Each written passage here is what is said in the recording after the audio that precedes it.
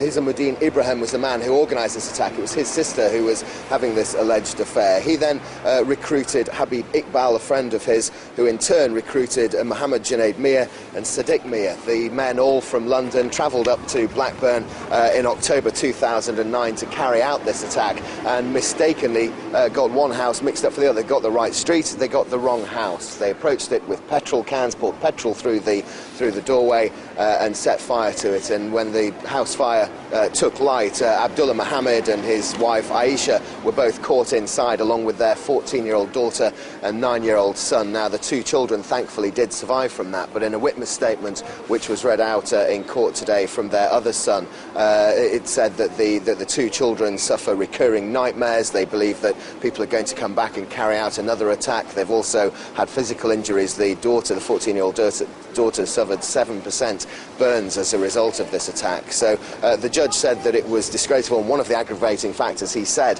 of this crime when he was handing down the minimum life terms to these men for murder was the fact that it was a so-called honour killing. So he passed down his sentence and gave Hisamuddin Ibrahim, the man who organised this attack, a life term with a minimum sentence of 28 years. Habib Iqbal was given a minimum term of 25 years, and then the two other men involved in this were given terms of 19 and 21 years, respectively. And the interesting factor that's come out here is that the judge said that as a result of the evidence given in court, which was very much a mishmash of all four defendants blaming each other and denying all the charges, he said there was suitable evidence to think that there were perhaps other people involved in this crime, and he urged the police to continue their investigations. They were targeting a man who was having an affair with a married woman, but they firebombed the wrong house. Now 2 people are dead, and the 4 men responsible have been sentenced to life in prison.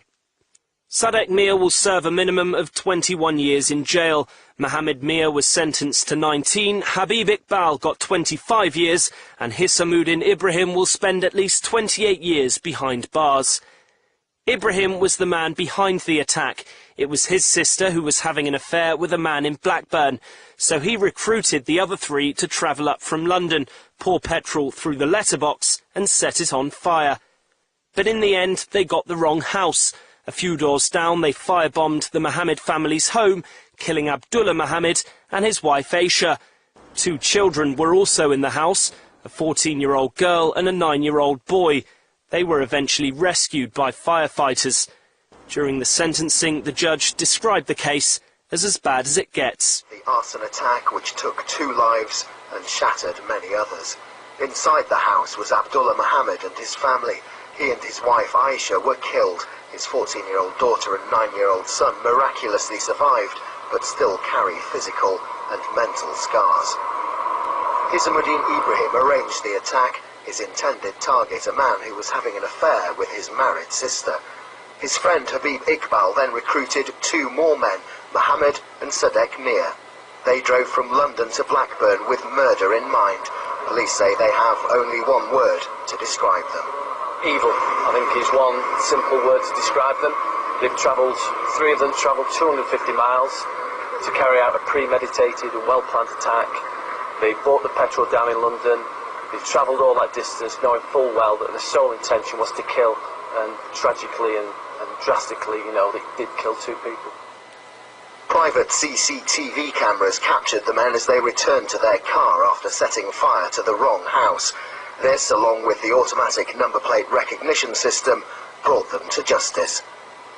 Today, the sentencing judge said these were shocking and terrible murders. 2 persons died, but for the speedy response of the emergency services, it may well have been 4 or more. It's a most cruel irony that 2 such devout members of the community, both deeply religious, should have lost their lives to such a perverted and wicked act. The judge said this was a remarkable case that involved some of the most impertinent and ridiculous defences he'd ever heard in court. He went on to say that honour killings would not be tolerated and would be punished, and handed down life sentences with minimum terms ranging from 19 to 28 years.